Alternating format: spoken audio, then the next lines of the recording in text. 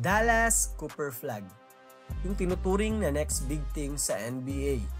Mukhang hindi naman nagpapabaya laban para sa Rookie of the Year. Pero teka lang, mukhang may ilang rookies din na gustong gulatin ang buong liga.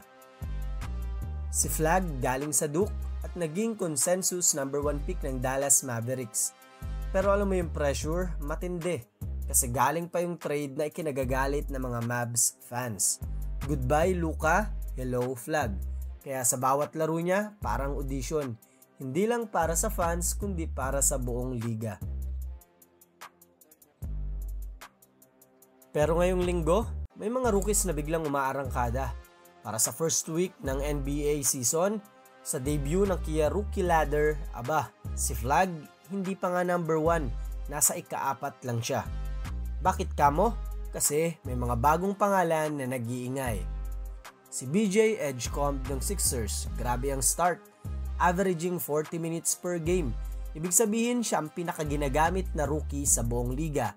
At sa player efficiency rating na 36 minutes, nasa 19.9 points siya, top 3 sa scoring rate ng mga rookies. Pero ang pinakamainit, di natin nakalain na si Cedric Coward ng Memphis. 25.5 points per 36 minutes. Kung tuloy-tuloy yan, baka siya ang dark horse sa Rookie of the Year race. 7 sa top 10 picks ngayong taon ang pasok agad sa Rookie Ladder. Kabaligtaran ng last season na 3 lang ang pumasok. Pero may mga nawawala pang ang big names sa top 10. Yan ay sina Ace Bailey, Egor Demin at Kaman Maluwak. Yung iba tulad ni Noe Senge at Carter Bryant, naghihintay pa ng moment nila. Pero sa mga pangalang nabanggit, ang storyline na dapat nating abangan ay yung si Ace Bailey ng Utah Jazz. Number 5 pick, pero mabagal ang simula.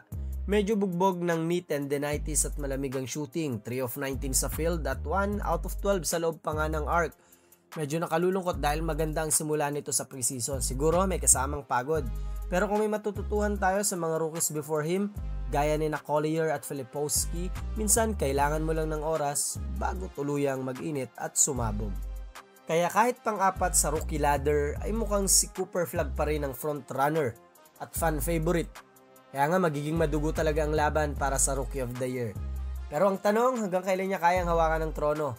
Ikaw, sino sa mga rookies ang bet mong manalo ng Rookie of the Year?